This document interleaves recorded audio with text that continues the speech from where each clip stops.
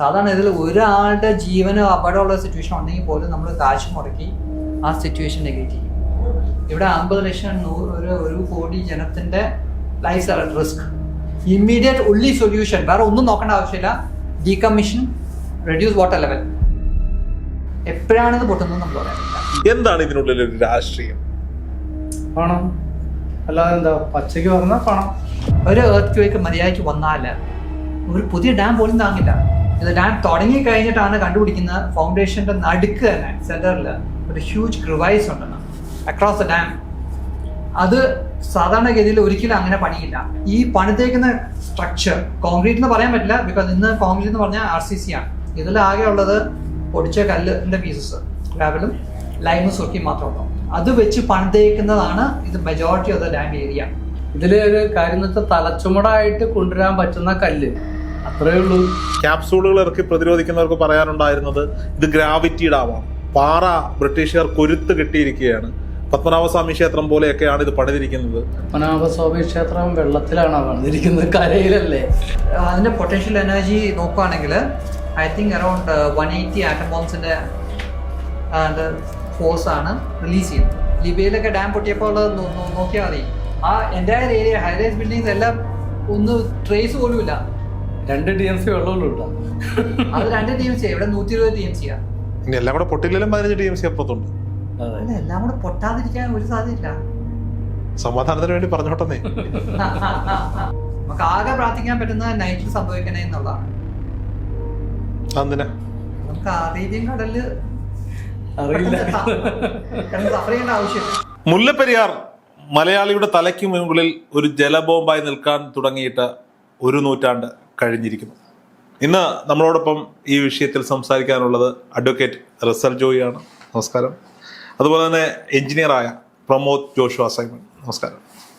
അതിൽ നിന്ന് ഇവിടെ ഇരിക്കുന്നത് പ്രമോദ് സാറ് കഴിഞ്ഞ 1 മാസമായി നമ്മൾ ചെയ്ത വീഡിയോകളൊക്കെ കണ്ടിട്ട് നമ്മളെ വിളിക്കുകയാണ്. കുറേ ഡോക്യുമെന്റ്സ് ഒക്കെ അയച്ചിരുന്നു. ഇന്നാണ് നേരിൽ കാണാൻ പറ്റിയത്. ഇദ്ദേഹത്തിന് കുറച്ച് ആശങ്കകൾ പങ്കുവയ്ക്കാനുണ്ട്. ഇപ്പോൾ അഡ്വക്കേറ്റ് റസൽ ജോയി എന്ന് പറയുന്ന മനുഷ്യനെ, എൻ്റെ മുന്നിലിരിക്കുന്ന ഈ മനുഷ്യനെ, വക്കീലിനെ മലയാളിക്ക് എല്ലാവർക്കും അറിയാം. ഒരുപാട് പേർ അനുകൂലിക്കുന്നു, എന്നാൽ ചില ആളുകളെങ്കിലും അങ്ങേ എതിർക്കുന്നുമുണ്ട്. അങ്ങയുടെ ഈ ഇടയ്ക്കിറങ്ങിയ കുറേ വീഡിയോകളൊക്കെ സോഷ്യൽ മീഡിയയിൽ വൈറലായിരുന്നു. അപ്പോൾ ഈ വീഡിയോകളൊക്കെ കണ്ടിട്ടാണ് എഞ്ചിനീയറായ പ്രമോദ് സാർ ഈ വിഷയത്തിൽ കൂടുതൽ പഠനങ്ങൾ നടത്തിയതും ചില കാര്യങ്ങൾ മലയാളികളോട് പറയണമെന്ന് പറഞ്ഞുകൊണ്ട് നമ്മളെ വിളിക്കുന്നു. അതിനുള്ളൊരു വേദിയായി നമ്മളിതിനെ കാണുകയാണ്. പ്രമോദ് സാർ, എന്താണ് താങ്കളുടെ ആശങ്കകൾ? പറയും. Thank you. ഞാൻ ആദ്യം ബാക്ക് ചെയ്തൊരു വീഡിയോ കണ്ടായിരുന്നു. പിന്നെ റസൽ ജോയ് ഇറക്കിയ പല വീഡിയോസും കണ്ടായിരുന്നു. അപ്പോൾ അതിൽ നിന്നൊക്കെ ഒരു കാര്യം മനസ്സിലായി, ഇതിൽ എന്തോ ഒരു ചെറിയ കാര്യം ഉണ്ടെന്ന് എനിക്ക് എൻ്റെ ഇൻറ്റ്യൂഷൻ പറഞ്ഞു. അങ്ങനെയാണ് ഞാൻ ഡീപ്പായിട്ട് റിസർച്ച് ചെയ്തത്. അപ്പോൾ ആ പറഞ്ഞ എല്ലാ സ്റ്റേറ്റ്മെൻറ്റ്സും ഞാൻ ചെക്ക് ചെയ്യാൻ നോക്കി. അപ്പോൾ റിസർച്ച് ചെയ്തപ്പോൾ മനസ്സിലായി ഇതെല്ലാം ശരിയാണെന്ന് പറഞ്ഞു. ബിക്കോസ് അതിനുള്ള സ്റ്റഡി ബാക്കപ്പ് നെറ്റിൽ നിന്ന് തന്നെ നമുക്ക് കിട്ടും. ജോൺ പെനിക്വിക്ക് എഴുതിയ original document minutes of proceedings ഉണ്ട്. അതിൽ വളരെ ഡീറ്റെയിൽ ആയിട്ട് ഈ ഡാം എങ്ങനെ കൺസ്ട്രക്ട് ചെയ്ത്, അതിനൊരു വീക്ക് ഫൗണ്ടേഷൻ ഉണ്ട്. അത് ആർക്കും മറികടക്കാൻ പറ്റാത്തവരാണ്. ഒരു ഡാമിൻ്റെ കേസിൽ ഫൗണ്ടേഷൻ വളരെ ഇമ്പോർട്ടൻ്റ് ആണ്. From the beginning foundation weak, leakages ആ ഹൈ, തുടക്കം തൊട്ട്. അതിൻ്റെ കൂടെ അത് പണിതേക്കുന്ന രീതി, അത് 70% ആ ഫ്രണ്ട് വാൾ ബാക്ക് വാൾ ഒഴിച്ച് ബാക്കിയെല്ലാം ജസ്റ്റ് ഗ്രാനൈറ്റ് സ്റ്റോൺസ് ഡിസിൻറ്റഗ്രേറ്റ് വെച്ച് പൊടിച്ചിട്ടുള്ള ഗ്രാനൈറ്റ് സ്റ്റോൺസ്, ഗ്രാവൽ, അതും ഒരു ലൈം ആൻഡ് സുർക്കി മിക്സ്ചർ. അത് 80 tons per day ആണ് ലൈം ഉപയോഗിച്ചിരുന്നത്. അത് മധുരയിൽ നിന്ന് കൊണ്ടുവന്ന ലൈം ഉപയോഗിച്ച് ആണിത് പണിതിരിക്കുന്നത്. 6 ഡിസിൻറ്റഗ്രേറ്റർ റൺ ബൈ 200 HP മെഷീൻ ആണ് ഉപയോഗിച്ചിരിക്കുന്നത്. അത് കല്ല് പൊട്ടിക്കാൻ എല്ലാ ഡീറ്റെയിൽസും ആ മാനുവലിലാണ് തൊട്ട്. 486 പേജുകളുള്ള ഡിജിറ്റൽ ഡോക്യുമെന്റ് ആണ്. ആളുകൾക്ക് വേണമെങ്കിൽ പരിശോധിക്കാം. യെസ്, ആർക്ക് വേണമെങ്കിൽ ഇത് പരിശോധിക്കാം. അപ്പോൾ എല്ലാ ഡീറ്റെയിൽസും അതിനകത്തുണ്ട്. അപ്പോൾ ആ തുടക്കം തൊട്ട് ഇതൊരു റിവർ, ഫ്ലോയിങ് റിവറിനെ മറികടന്ന് ഒരു ഡാം വെട്ടിയിരിക്കുന്ന 2 പ്രാവശ്യം ഒഴിച്ചു പോയി. So they fighting against time. അപ്പോൾ ഉള്ള മേസൻസിനെ വെച്ചിട്ട് എത്രയും പെട്ടെന്ന് തീർക്കാൻ പറ്റിയ ഒരു ജോലിയാണ്. ഇത് ഡാം തുടങ്ങി കഴിഞ്ഞിട്ടാണ് കണ്ടുപിടിക്കുന്നത് ഫൗണ്ടേഷൻ്റെ നടുക്ക് തന്നെ സെൻറ്ററിൽ ഒരു ഹ്യൂജ് ക്രിവൈസ് ഉണ്ടെന്ന് അക്രോസ് ദ ഡാം. അത് സാധാരണഗതിയിൽ ഒരിക്കലും അങ്ങനെ പണിയില്ല. ഫൗണ്ടേഷൻ പ്രഷർ ഗ്രൗട്ട് ചെയ്ത് ടെസ്റ്റ് ചെയ്തിട്ടൊക്കെ ഒരു ഡാം പണിയുള്ളൂ. ഇത് ആ ക്രിവൈസ് ഫില്ല് ചെയ്താണ് ഡാം പണിതിരിക്കുന്നത്. ആദ്യം തൊട്ട് ആ ലീക്കേജസ് ഹൈ ആണ് ഫ്രം ദ ബിഗിനിങ്. അപ്പോൾ അതുപോലെ തന്നെ ഈ പണിതേക്കുന്ന സ്ട്രക്ചർ കോൺക്രീറ്റ് എന്ന് പറയാൻ പറ്റില്ല, ബിക്കോസ് ഇന്ന് കോൺക്രീറ്റ് എന്ന് പറഞ്ഞാൽ RCC ആണ്. നമ്മൾ കമ്പി ഉപയോഗിച്ച് സിമെൻറ്റ് ഉപയോഗിച്ചാണ് ചെയ്യുന്നത്.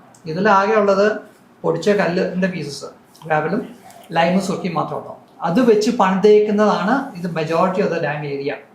അതിൽ ഒരു 50% നമുക്ക് ആ മോട്ടറാന്ന് പറയാം, 50-40, അത് എക്സാക്ട് റേഷ്യോ എനിക്ക് അറിയത്തില്ല, ബട്ട് നോർമലി ആ റേഷ്യോ ആണ് ഉപയോഗിച്ചുകൊണ്ടിരുന്നത്. അതിൽ ടെസ്റ്റ് ചെയ്ത് നോക്കുമ്പോൾ സുപ്രീം കോർട്ട് ഓർഡർ പ്രകാരം സാമ്പിൾ എടുത്ത് ടെസ്റ്റ് ചെയ്യാൻ ശ്രമിച്ചപ്പോൾ അവർക്ക് 3 ദിവസം ശ്രമിച്ചിട്ട് പോലും ഒരു സാമ്പിൾ ഓഫ് ലൈം പോലും കിട്ടിയിട്ടില്ല. ദാറ്റ് മീൻസ് ഈ 129 ഇയേഴ്സിൽ ആ ഒറിജിനൽ ലൈം മുഴുവൻ ഒളിച്ചു പോയിരുന്നു അർത്ഥം. സോ ഇതൊരു പൊള്ളയായിട്ടൊരു സ്ട്രക്ചറാണ്. അതുകൊണ്ടാണ് ഈവൻ UN സ്റ്റഡിയിൽ പോലും വളരെ ക്ലിയർ ചെയ്യുന്നത് സ്ട്രക്ചർ ഇസ് വെരി വീക്ക് എന്ന് പറഞ്ഞു. കുറേയധികം പഠന റിപ്പോർട്ടുകൾ പുറത്തു വന്നിട്ടുണ്ട്. ഇതിലെല്ലാം ഒരു പഠന റിപ്പോർട്ട് പോലും ഇത് സുരക്ഷിതമാണെന്ന് പറയുന്നില്ല എന്നുള്ളതാണ്. ഇല്ല, IIT Delhi, IIT Roorkee, IIC Bangalore, centre for earth sciences Trivandrum, പിന്നെ UN സ്റ്റഡി, ഈ 5 സ്റ്റഡീസും പറയുന്നത് ഇതിൽ ഹൈഡ്രോളജിക്കലി ദാറ്റ് ഇസ് ഹയർ വാട്ടർ ലെവലിൽ and also under earth conditions ഇത് വീക്കാണെന്നുള്ളതാണ്. അഡ്വക്കേറ്റ് റസൽ ജോയിയോടാണ് ചോദിക്കാനുള്ളത്. താങ്കൾ ഈ സീസണിലും ഈ കഴിഞ്ഞ മഴക്കാലം വയനാട് ദുരന്തം അതിനെ തുടർന്ന് പല ചാനലുകളിൽ താങ്കൾ നടത്തിയ പ്രതികരണങ്ങളുണ്ട്.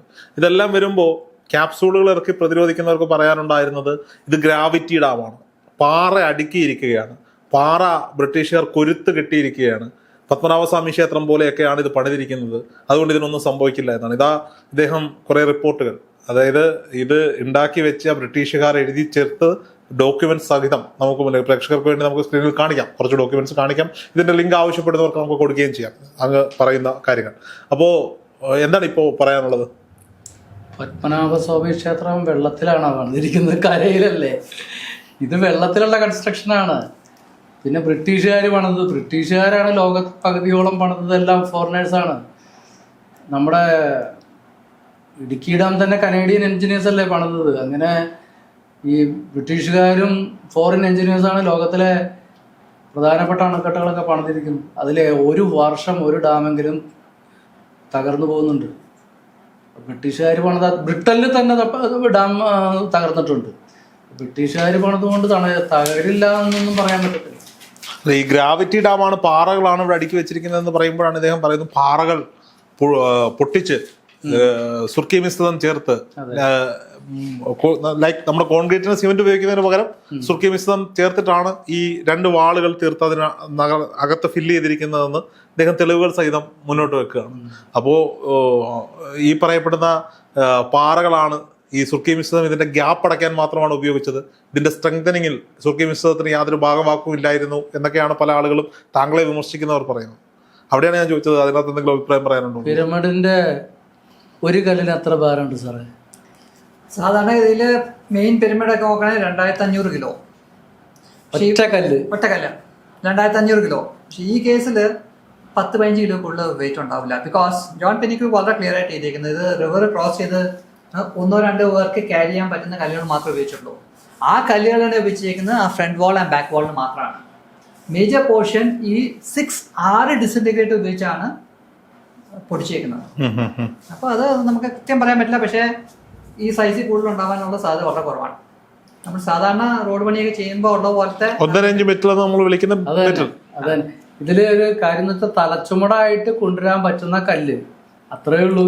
അതായത് അന്ന് ഇദ്ദേഹം ഈ പറയുന്ന ഡോക്യുമെന്റിൽ കൃത്യമായി എഴുതി വെച്ചിരിക്കുന്നു, ഒരു നദിക്ക് കുറുകെ ഈ ഡാം പണിയുകയാണ്. നിർമ്മാണത്തിന്റെ 2 ഘട്ടങ്ങളിൽ ഇത് ഒഴുകി പോകുന്ന അവസ്ഥയുണ്ടായി. അതുകൊണ്ട് തന്നെ മുഴുവൻ പാറ ഉപയോഗിച്ചത് കെട്ടണമായിരുന്നെങ്കിൽ 2 വർഷം കൂടി അധിക സമയം നിർമ്മാണത്തിന് വേണ്ടി വരുമായിരുന്നു. അതുകൊണ്ട് സമയബന്ധിതമായി പൂർത്തീകരിക്കാൻ വേണ്ടി ആളുകളെ കൊണ്ട് ചുമന്ന് നദി ക്രോസ് ചെയ്ത് കൊണ്ടുപോകാൻ പറ്റുന്ന അളവിലേക്ക് പാറയെ പൊട്ടിച്ചതിന് ശേഷം 2 വാളുകൾ നിർമ്മിക്കുകയും ഈ വാളുകൾക്കിടയിലേക്ക് ഫില്ലിങ്ങിന് വേണ്ടി ചെറിയ മെറ്റലുകൾ റോഡ് പണിക്ക് ഉപയോഗിക്കുന്ന പൊട്ടിച്ച് അത് കോൺക്രീറ്റ് ആക്കി ഫില്ല് ചെയ്യുകയാണ് ചെയ്തത്. ഇത് ഇതൊക്കെ ഇവർ തന്നെ പറയുന്നു, ഇത് ഉണ്ടാക്കിയവർ തന്നെ 55 വർഷ കാലഘട്ടമാണ് ഇതിന്റെ ആയുസ്, 50 വർഷമാണ് ഇതിന്റെ കാലഘട്ടം പറഞ്ഞത്. ഇപ്പൊ 135-136 വർഷമാകും, 130 വർഷത്തോളം. ഇതില് വളരെ ക്ലിയർ എവിഡൻസ്. ഒന്ന്, ഇവർ ടെസ്റ്റ് ചെയ്ത് നോക്കിയപ്പോൾ സാമ്പിൾ കിട്ടിയിട്ടില്ല. 3 ദിവസം ട്രൈ ചെയ്തിട്ട് 3 days അറ്റംപ്റ്റ് ചെയ്തിട്ട് അത് കേരള ആൻഡ് തമിഴ്നാട് എഞ്ചിനീയേഴ്സ് ഉണ്ടായിരുന്നു. ഇത് പരമേശ്വരൻ നായർ, മുല്ലപ്പെരിയാർ സെല്ല് ഹെഡ് ചെയ്ത പരമേശ്വരൻ നായർ വളരെ ക്ലിയർ ആയിട്ട് പറഞ്ഞിട്ടുണ്ട്. ചീഫ് എഞ്ചിനീയർ അന്നത്തെ 3 ദിവസം നോക്കിയിട്ട് അത് ന്യൂസ് പേപ്പർ റിപ്പോർട്ട്സ് ഇപ്പോഴും ഇന്റർനെറ്റിൽ പോയാൽ കിട്ടും ആ റിപ്പോർട്ടൊക്കെ. പിന്നെ അതിനുപരി ഈ strengthening works Tamil Nadu carry out എന്ന് പറയുന്നു. അതിന് മെയിൻ സ്ട്രെങ്തനിങ് വർക്ക് മുകളിൽ ഒരു ക്യാപ്പിംഗ് 1.5 മീറ്റർ കനത്തിൽ കോൺക്രീറ്റിംഗ് നടത്തി ഗ്രാവിറ്റി കൂട്ടാൻ വേണ്ടി. എന്നിട്ട് അത് ഗ്രൗണ്ട് ചെയ്യാനായിട്ട് ഒരു 9 അടി ഗ്യാപ്പ് ഇട്ട് അവർ ഒരു 4 ഇഞ്ച് ഹോള് ഇറക്കി. ആ 4 ഇഞ്ച് ഹോള് ഡ്രിൽ ചെയ്ത സമയത്ത് ഓരോ ഹോളിലും 4-5 ചാക്ക് സിമെന്റെങ്കിലും വേണം അത് ഫില്ല് ചെയ്യാനായിട്ട്. അപ്പൊ ചില ഹോൾസിന് അവർ കണ്ടത് വലിയ വലിയ പൊത്തുകൾ ഇടയ്ക്കുണ്ടെന്ന് ഡിസ്കവർ ചെയ്തു. ബിക്കോസ് അത് ആ ഹോൾ എത്തുമ്പോഴത്തേക്കും ഒരു 100 ചാക്ക് വരെ സിമെന്റ് ആണ് കൺസ്യൂം ചെയ്യുന്നത് അത് ഫില്ല് ചെയ്യാൻ. വളരെ ടൈം കൺസ്യൂമിങ് എഫർട്ടാണ്. അപ്പോൾ ആ പ്രൊസീജിയർ ചെയ്തപ്പോൾ തന്നെ ഇതിൽ എത്ര പൊള്ളയാണെന്നുള്ളത് വളരെ ക്ലിയർ ആയി. മാത്രമല്ല ആ കമ്പനി അത് സെമിന്ത്യ എന്ന് പറഞ്ഞ കമ്പനിയാണ്, സിമെന്റേഷൻ UK സബ്സിഡറി ആണ്. അവരെ കൊണ്ട് പ്രഷർ ഗ്രൗട്ട് ചെയ്യിപ്പിക്കാൻ ചോദിച്ചായിരുന്നു. ബിക്കോസ് അവർ വേൾഡ് വൈഡ് സ്പെഷ്യലിസ്റ്റ് ആണ് പ്രഷർ ഗ്രൗട്ടിങ്ങിൽ.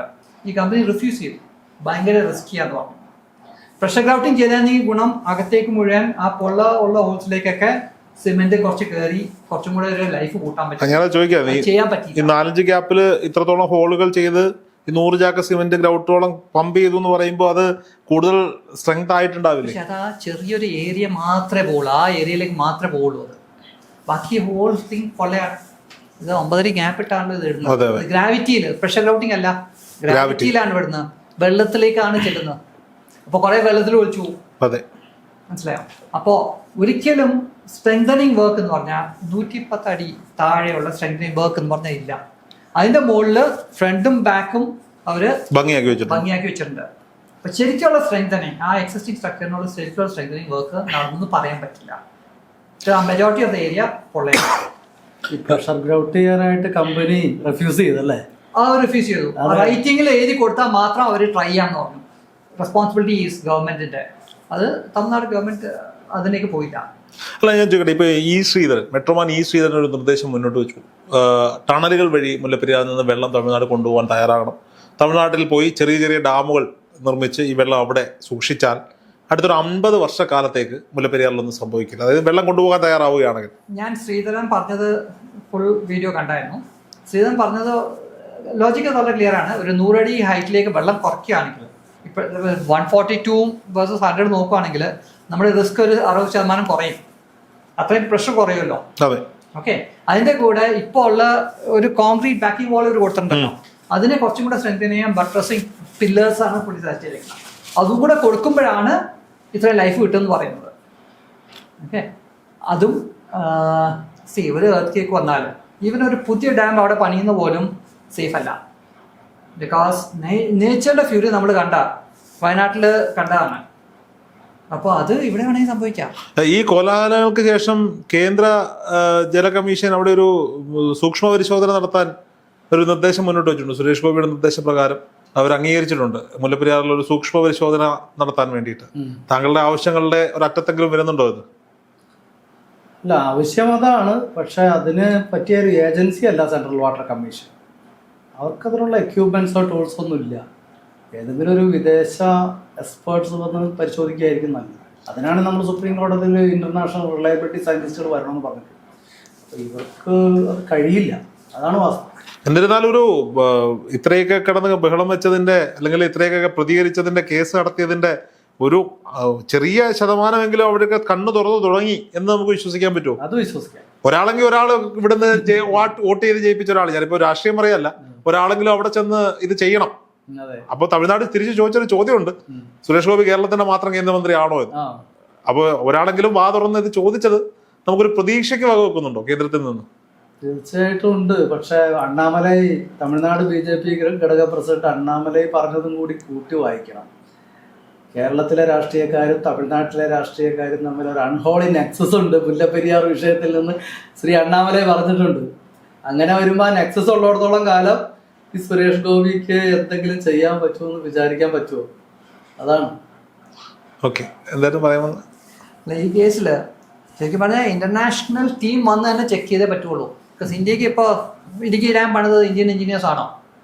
അല്ലല്ലോ, കാനേഡിയൻ എഞ്ചിനീയേഴ്സ് ആണ്. ഒരു കാനേഡിയൻ കമ്പനിയാണ് അത് ഏൽപ്പിച്ച പണി. അപ്പോൾ നമുക്ക് പണിയാനുള്ള കഴിവില്ലെങ്കിൽ നമുക്ക് ഒരു പഴയ സ്ട്രക്ചർ റിപ്പയർ ചെയ്യാനുള്ള കഴിവുണ്ടോ? അത് അതിൻ്റെ സേഫ്റ്റി ടെസ്റ്റ് ചെയ്യേണ്ട കഴിവുണ്ടോ? ഇപ്പോൾ ഇവർ ഇൻസ്പെക്ഷൻ പറയുന്നു, എന്ത് ഇൻസ്പെക്ഷൻ നടക്കുന്നത്? മുകളിലൂടെ നടന്ന് എല്ലാം ഓക്കെ ആണെന്ന് തോന്നുന്നു. അകത്തേക്ക് എന്താ കണ്ടീഷൻ അല്ലെങ്കിൽ വെള്ളത്തിന്റെ അടിയിൽ എന്താ കണ്ടീഷൻ നോക്കുന്നുണ്ടോ? ഒന്നുമില്ല. ഇത് എല്ലാം കുറച്ചൊരു ഷോ മാത്രമല്ലേ. താങ്കളുടെ ഈ ഒരു പഠനത്തിൽ ഇതിനകത്ത് ഒരു സൊല്യൂഷൻ എന്താണ് ഈ ഒരു വിഷയം പരിഹരിക്കാൻ? സൊല്യൂഷൻ സിമ്പിൾ ആണ്. ഇപ്പോൾ സാധാരണ ഇതിപ്പോൾ ഞാൻ ഇൻഡസ്ട്രിയിലൊക്കെ വർക്ക് ചെയ്തതാണ്, സേഫ്റ്റി ഒക്കെ ഹാൻഡിൽ ചെയ്തിട്ടുണ്ട്. സാധാരണ ഇതിൽ ഒരാളുടെ ജീവനോ അപകടമുള്ള സിറ്റുവേഷൻ ഉണ്ടെങ്കിൽ പോലും നമ്മൾ കാശ് മുടക്കി ആ സിറ്റുവേഷൻ നെഗേറ്റ് ചെയ്യും.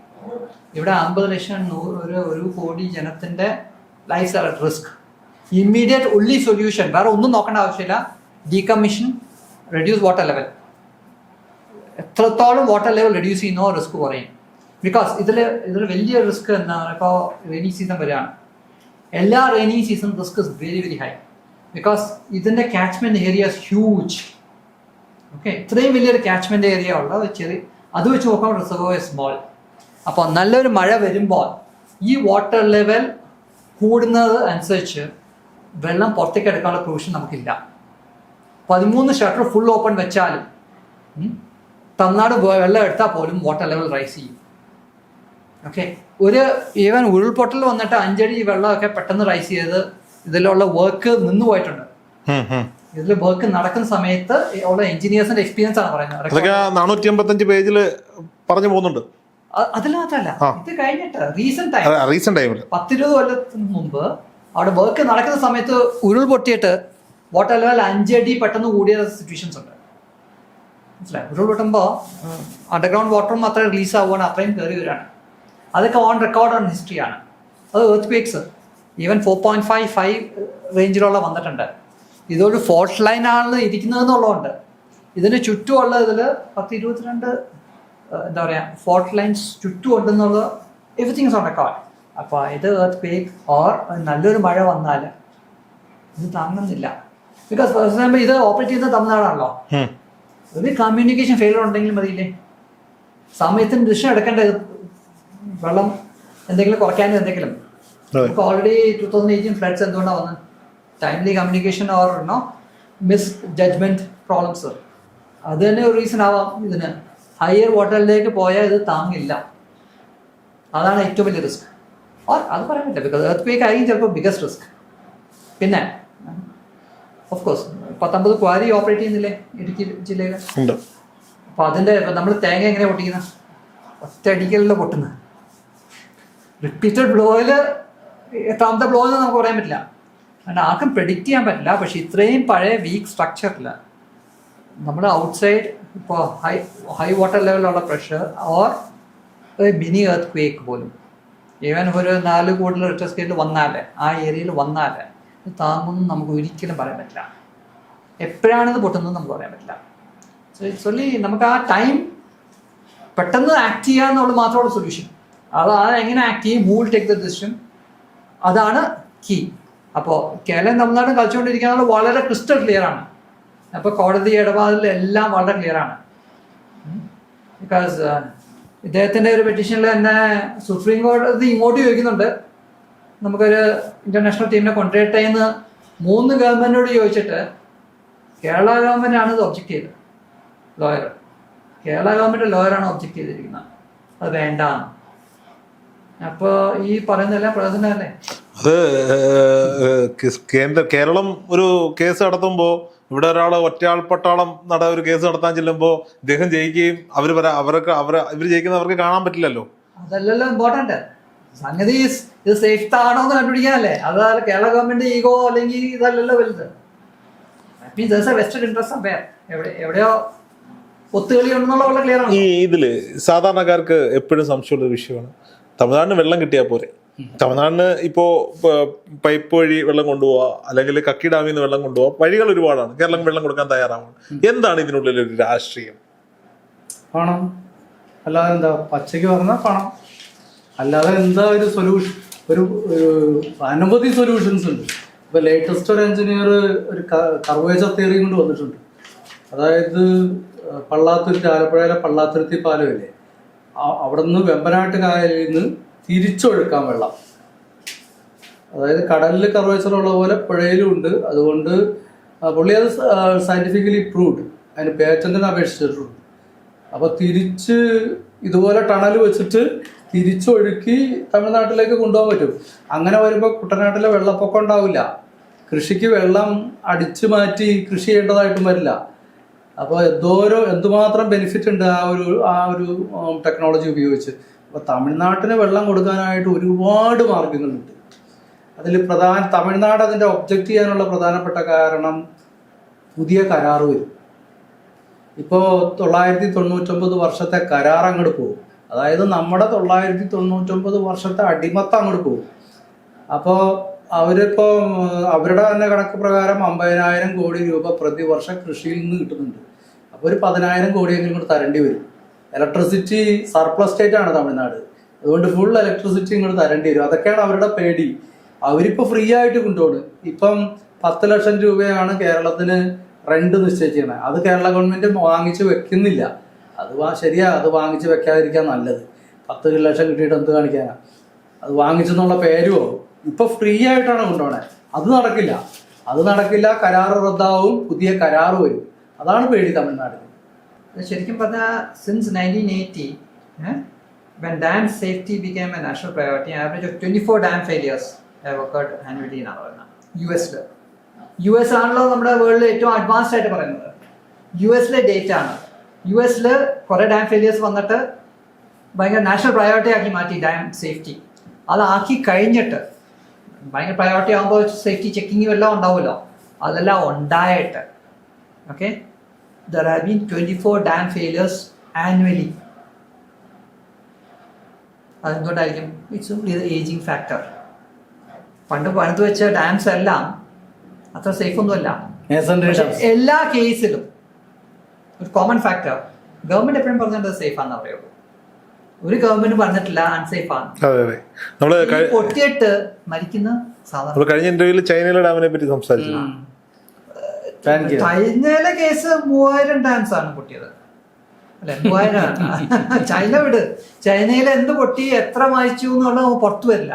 ബട്ട് US അങ്ങനെയല്ല, അറ്റ്ലീസ്റ്റ് ഓൺ റെക്കോർഡാണ്.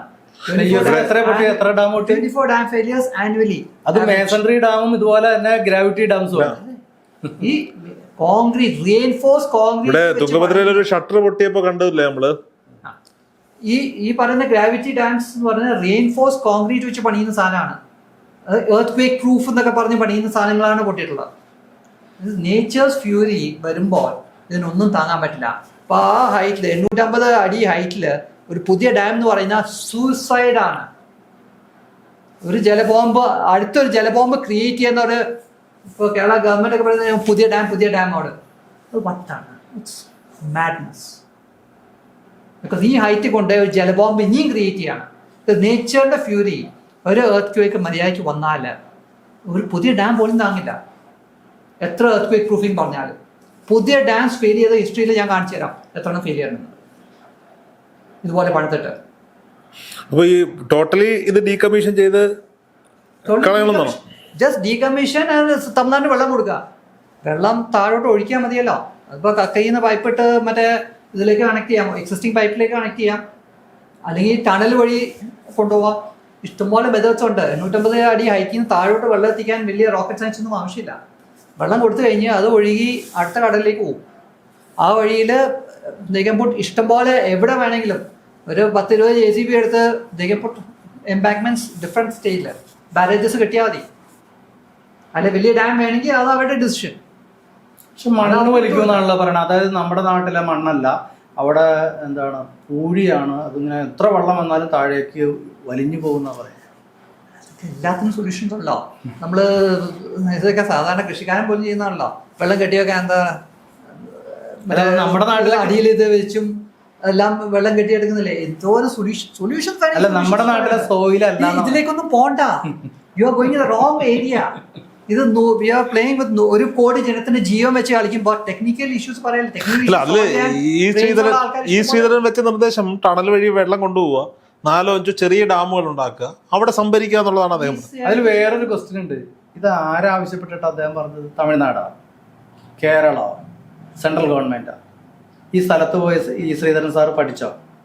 അവിടുത്തെ ജിയോഗ്രഫി പഠിച്ചോ? വെറുതെ ഇരുന്നാണ് പറയാണോ? നമ്മളെങ്ങനെ വിശ്വസിക്കും? എന്നിരുന്നാലും ഈ കേരളത്തെ സംബന്ധിച്ചിടത്തോളം എഞ്ചിനീയറിംഗ് വൈഭവത്തിൽ നമ്മൾ കണ്ട ഏറ്റവും വലിയ വിദഗ്ധൻ ഈ ശ്രീധരനാണ്. റെയിൽവേ ആണെങ്കിൽ റെയിൽവേ ആണെങ്കിൽ പോലും ഇപ്പം കൊച്ചി മെട്രോ ആകട്ടെ, കൊങ്കൺ ആവട്ടെ, എന്തോ ആയിക്കൊള്ളട്ടെ, ഇന്ത്യയിലെ വലിയ അസാധ്യമെന്ന് കരുതിയ പല പദ്ധതികളുടെയും പിന്നിൽ ചുക്കം പിടിച്ച ആളാണ്. അപ്പൊ സ്വാഭാവികമായിട്ട് അദ്ദേഹം ഒന്നും പഠിക്കാതൊന്നും പറയും എന്ന് എനിക്ക് തോന്നുന്നില്ല. അല്ല, പഠിക്കണമെങ്കിൽ അവിടെ പോണം. അറ്റ്ലീസ്റ്റ് പഠിക്കണമെങ്കിൽ അറ്റ്ലീസ്റ്റ് അവിടെ പോണം. അത് പോയില്ലല്ലോ. സ്വാഭാവികം അദ്ദേഹത്തിന്റെ റെക്കോർഡുകളും കാര്യങ്ങളും ഒക്കെ വെച്ചിട്ടേ നമുക്കറിയില്ല അതിനെപ്പറ്റി. ഞാൻ കഴിഞ്ഞ പ്രാവശ്യം ഞാനൊരു ഹൈഡ്രോളജിസ്റ്റുമായിട്ട് ഇതേ വിഷയത്തിന്റെ ഒരു ഇന്റർവ്യൂ നടത്തിയിരുന്നു.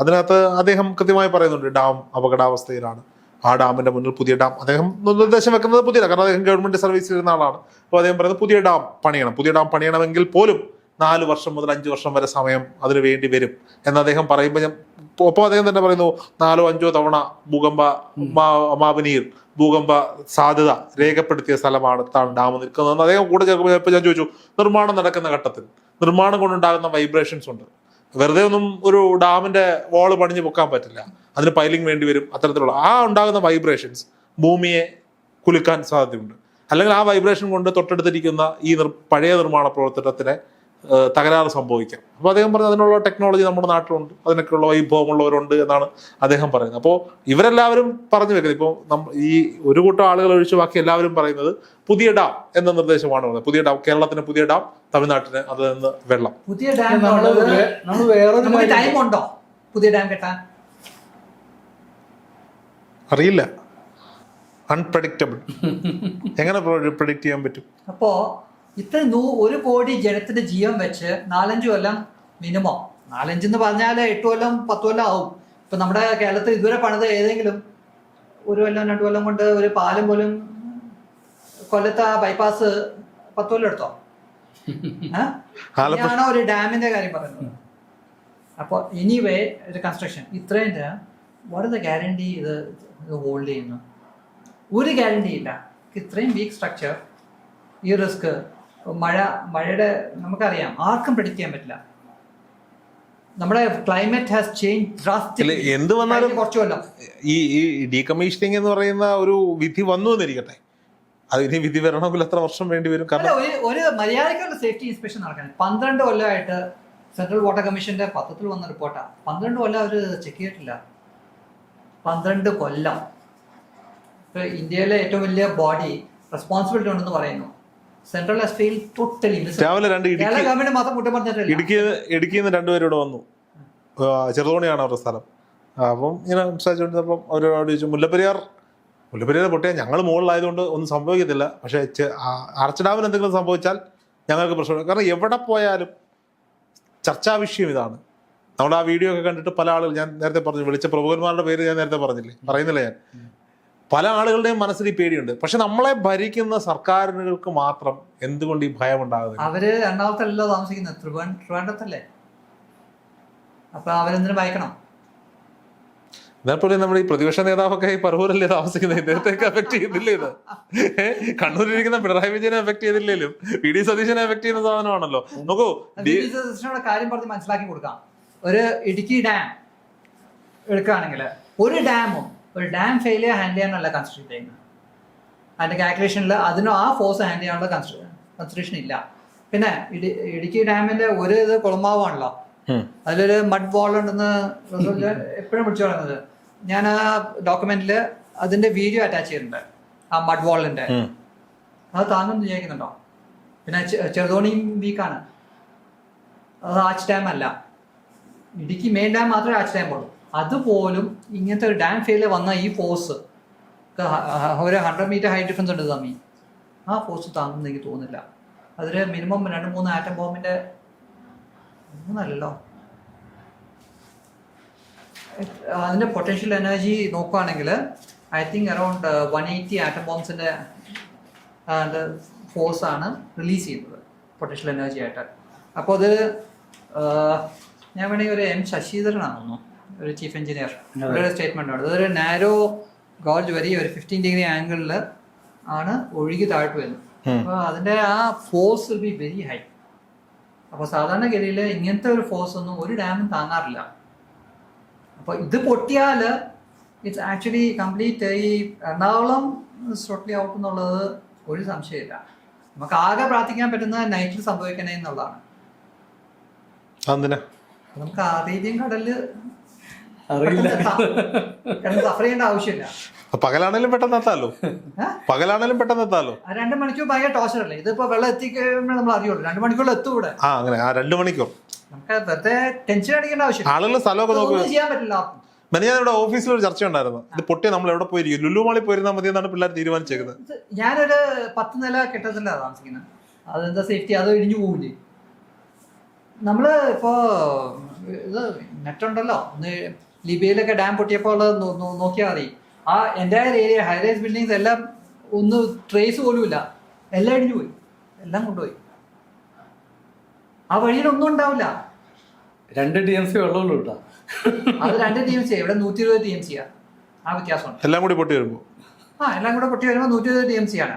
ഇനി എല്ലാം കൂടെ പൊട്ടില്ലെങ്കിലും 15 TMC അപ്പുറത്തുണ്ട്.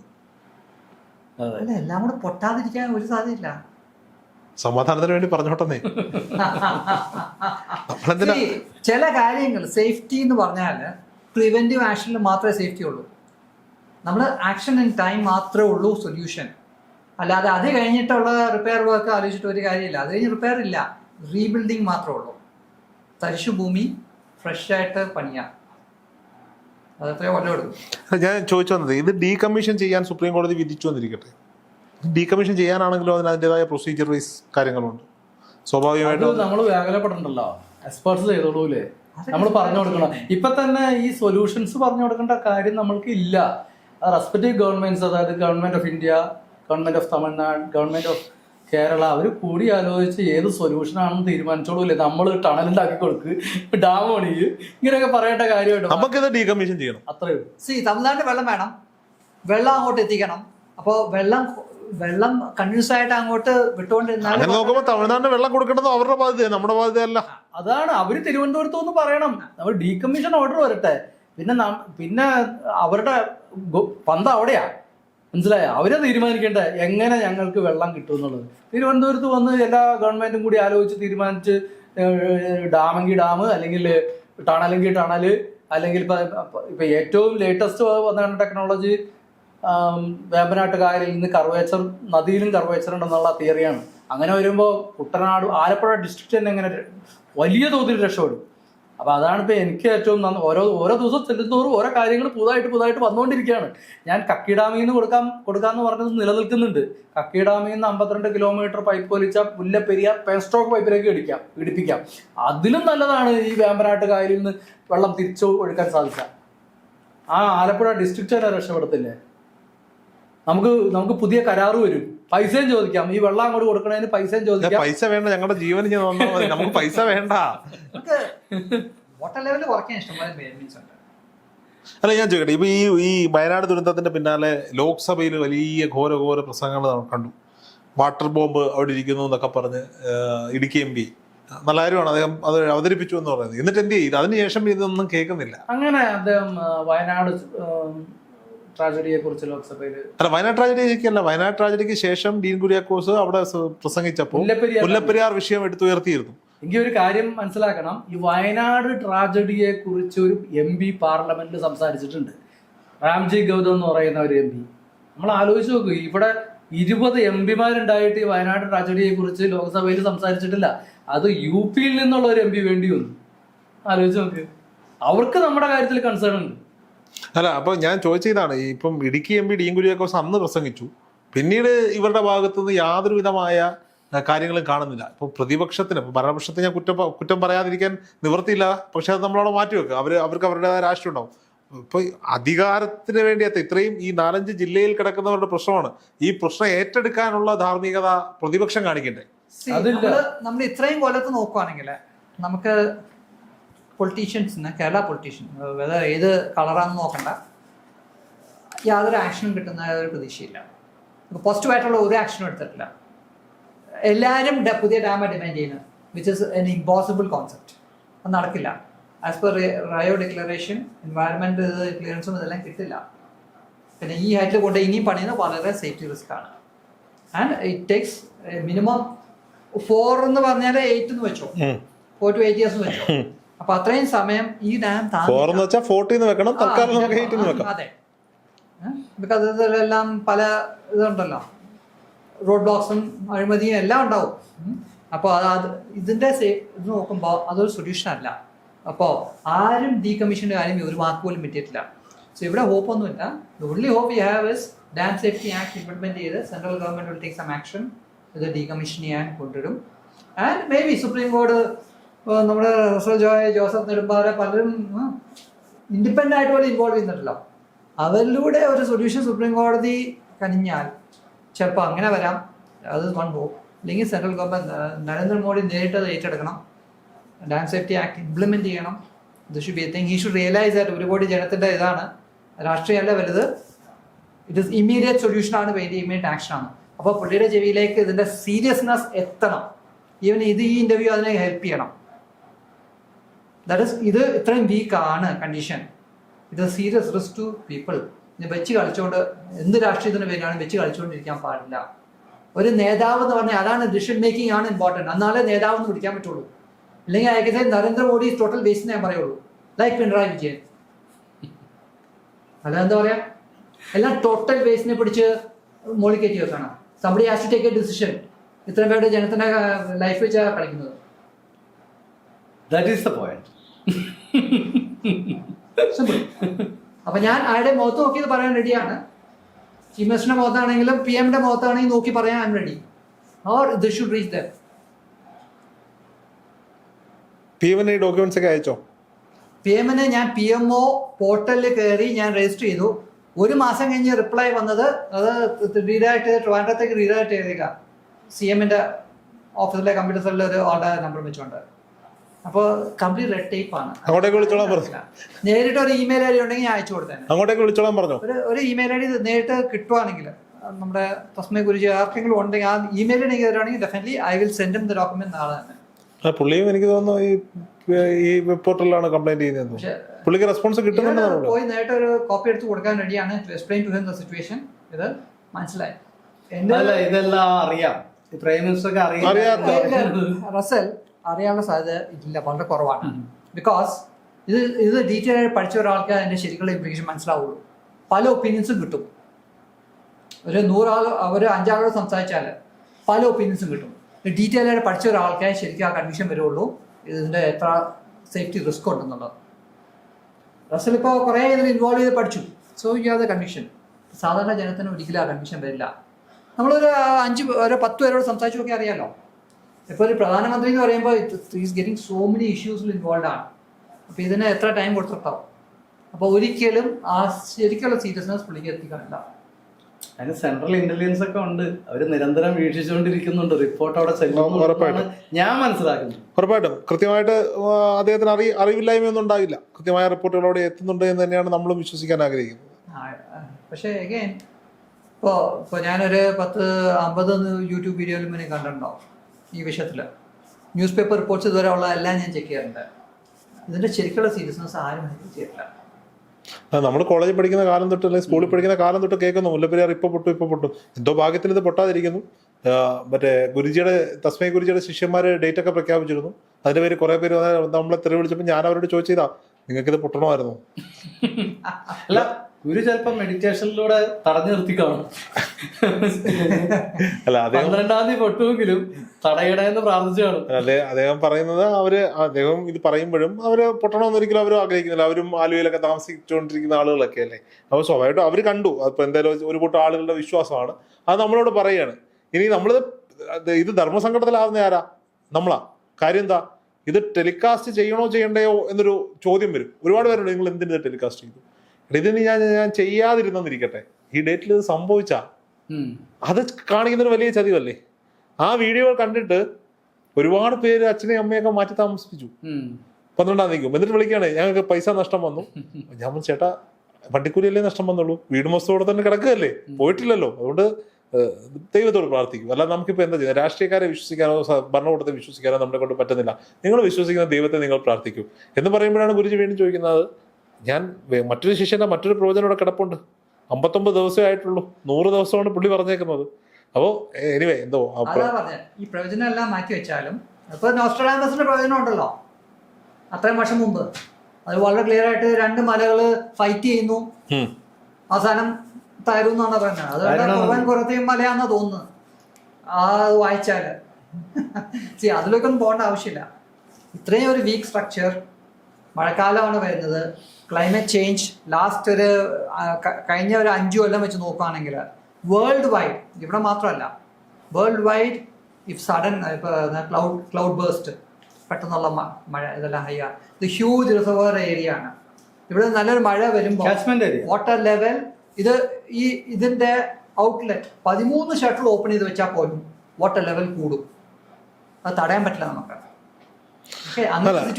ഇത് ചില ആളുകൾ, ചില റസൽ ജോയിയുടെ വീഡിയോ ഒക്കെ കണ്ടിട്ട് ചില ആളുകൾ പറഞ്ഞ വീഡിയോകളൊക്കെ നമ്മൾ കണ്ടാൽ ഇത് വന്ന് കല്ലിൽ തട്ടി അങ്ങോട്ട് ഒഴുകിക്കോളും എന്നൊക്കെ. ഒരു രാത്രി മുന്നറിയിപ്പൊന്നും ഇല്ലാതെ ഇച്ചിരി ഒന്ന് പൊക്കിയപ്പോ നമ്മൾ അനുഭവിച്ചതാണ്. അപ്പൊ ഇത് മൊത്തത്തിൽ വരുമ്പോഴുള്ള അവസ്ഥയെ പറ്റി നമ്മൾ പറഞ്ഞു കൊടുക്കേണ്ട കാര്യമൊന്നുമില്ല. ഇത് എനിക്ക് തോന്നുന്നു ഇതങ്ങ് അനുഭവിക്കാതെ വല്ല ഇടുക്കിയിലോ വല്ല കണ്ണൂരോ കോഴിക്കോടോ ഒക്കെ ഇരുന്നവരായിരിക്കാം ഒരുപക്ഷെ അത്തരത്തിലുള്ള വീഡിയോകളിലൊക്കെ വന്ന് പറഞ്ഞത്. എന്തായാലും മലയാളിയെ സംബന്ധിച്ചിടത്തോളം ഭയന്ന് തന്നെയാണ് ഓരോ ആളുകളും ജീവിക്കുന്നത്. നമുക്ക് കാണുമ്പോഴൊക്കെ പലരും സംസാരിക്കുമ്പോൾ ഒരു മണിക്കൂർ 2-3 പേര് തമ്മിൽ സംസാരിച്ചാൽ മുല്ലപ്പെരിയാർ വിഷയം ചർച്ചയിൽ വരുന്നുണ്ട്. ഇത് ഒരു പെറ്റീഷൻ ആണല്ലോ ടു ദ പ്രൈം മിനിസ്റ്റർ. അതിൽ 20 ലക്ഷത്തി ഞാൻ ആ സിനിമ 15 ലക്ഷമായിരുന്നു. ഇപ്പോൾ അത് 20 ലക്ഷം ക്രോസ് ചെയ്തു. 20,500 ആണ്ടാണ്. എന്നിട്ട് പോലും മലയാളിക്ക് അത് സൈൻ ചെയ്യാനുള്ളത് ഇതില്ലല്ലോ. ഇത്രയും കോടി ജനങ്ങൾ ഇവിടെയുണ്ട് അല്ലേ? അപ്പോൾ അറ്റ്ലീസ്റ്റ് ഒരു minimum step requesting somebody to take attention. അപ്പോൾ അപ്പോഴല്ലേ സെൻട്രൽ ലെവലിലൊക്കെ അറിയാൻ പറ്റും. ജനങ്ങൾക്ക് വേണ്ടി ആരെങ്കിലും സംസാരിച്ചാൽ പുള്ളിക്ക് എന്താ ഇതിനകത്തുള്ള ലാഭം എന്ന് ചിന്തിച്ചു പോകുന്ന മലയാളികളാ. അപ്പോൾ നമ്മള് മലയാളികളെ അടച്ചാക്ഷേപിക്കുകയല്ല. ഇപ്പോൾ റസൽ ജോയിക്ക് ഇതുകൊണ്ട് എന്താണ് ലാഭം? റസൽ ജോയിക്ക് ഇതുകൊണ്ട് പേരുണ്ട്, പ്രശസ്തിയുണ്ട്. പേരും പ്രശസ്തിയും വെള്ളത്തിൽ ഒലിച്ചു പോകാതിരിക്കാൻ വേണ്ടിയിട്ടാണ് പുള്ളിയെ പോലുള്ളവർ ഇതിന് മുന്നിൽ നിൽക്കുന്നതെന്ന് മനസ്സിലാക്കിയാൽ മതി. പക്ഷെ ഇതിൽ സർക്കാരിന് മാത്രം ഒരു കുലുക്കവുമില്ല. അത് കേരളത്തിലും ഇല്ല, കേന്ദ്രത്തിലും ഇല്ല എന്നതാണ് സത്യം. ഒന്നും സംഭവിക്കാതിരിക്കട്ടെ എന്ന് നമുക്ക് പ്രാർത്ഥിക്കാനേ പറ്റുള്ളൂ. പിന്നെ നിങ്ങളുടെ മൂവ്മെൻറ്റുകൾ മുന്നോട്ട് പോകട്ടെ. ഞങ്ങളുടെ എല്ലാ സപ്പോർട്ടും അതിലുണ്ടാവും. Thank you.